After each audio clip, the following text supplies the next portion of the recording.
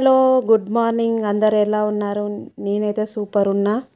ఇక్కడ చూసారా బోటి క్లినిక్ చేస్తున్నాడు మా హస్బెండ్. పొద్దున్నే మార్కెట్కి వెళ్ళాడు వాళ్ళ సార్ కోసం అట. బోటి తీసుకొచ్చి క్లినిక్ చేస్తున్నాడు. అసలు తనకి క్లినిక్ చేయడమే రాదు. చూడండి ఎలా చేస్తున్నాడో.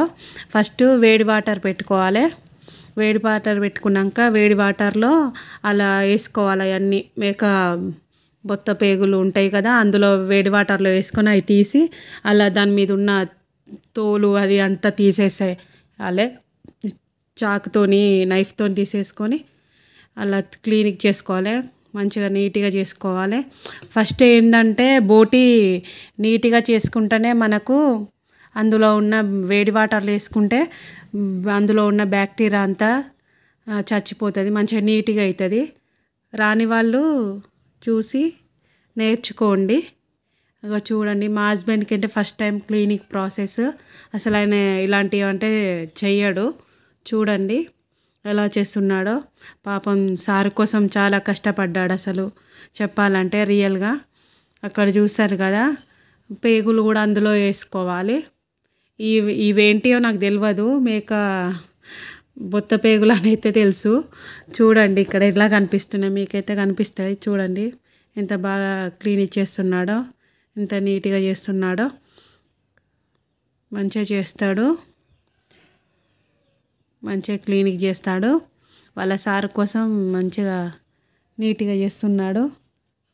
మంచిగా లేకుంటే తిడతాడు వాళ్ళ సారు, అందుకోసం అని అలా చేస్తున్నాడు. చూడండి రాని వాళ్ళు ఉంటే కొంచెం నేర్చుకోండి. మంచిగా క్లీన్ చేసుకోవాలి.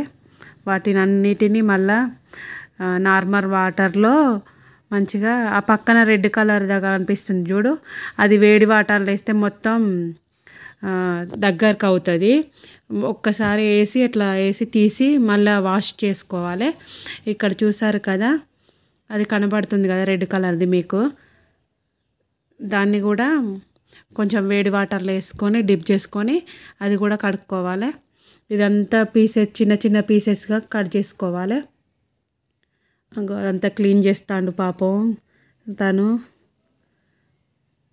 తర్వాతకి ఎట్లయినా నేనే చేయవలసిందే, కానీ క్లీనింగ్ మొత్తం మంచిగా నీట్గా చేసి మళ్ళీ అదంతా క్లీన్ చేయాలి.